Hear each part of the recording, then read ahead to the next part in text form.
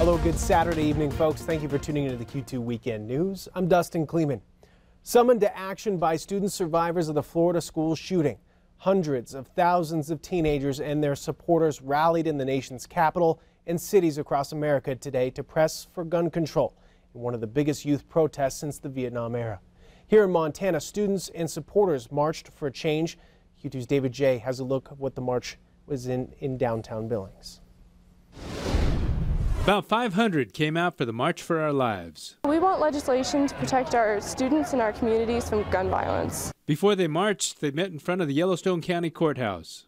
The mission and focus of March for Our Lives is to demand that a comprehensive and effective bill be immediately brought before Congress to address these gun issues. Certainly the Second Amendment and it's now not the time to debate would cease with 370 deaths, mostly children. Silence, no more silence, end gun violence. And they walked to the James F. Batten Federal Courthouse. I feel this generation of kids feels we have failed them. There are common sense reforms that can make our schools and our homes and our communities safer. School safety and gun safety is not a political issue. Everyone should want gun safety.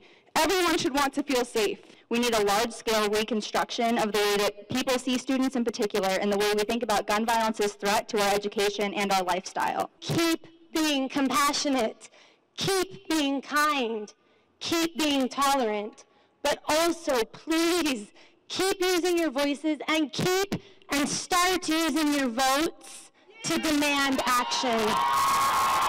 My hope is that this moment continues and this argument helps us replace some remarkably bad arguments that have been made about gun violence with some remarkably better ones.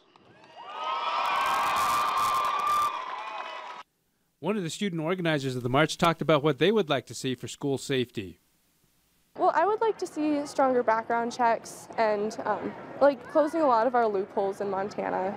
Some students who support the Second Amendment and the NRA also showed up to the march. There is obviously an underlying tone and a push for gun control. They've made it into seem like that's the only way to create school safety, but they haven't acknowledged the other possibilities. If you're a law-abiding citizen, you shouldn't have to worry about it. But at the same time, if we do control it too much, it'll take the guns away from the law-abiding citizens, and therefore only the criminals will have the guns. And many said the march was a good display of the First Amendment. There was a really positive energy here. I really enjoyed it. Everyone was so enthusiastic and impassioned, and I think it really empowered a lot of people here. In Billings, David J., MTN News.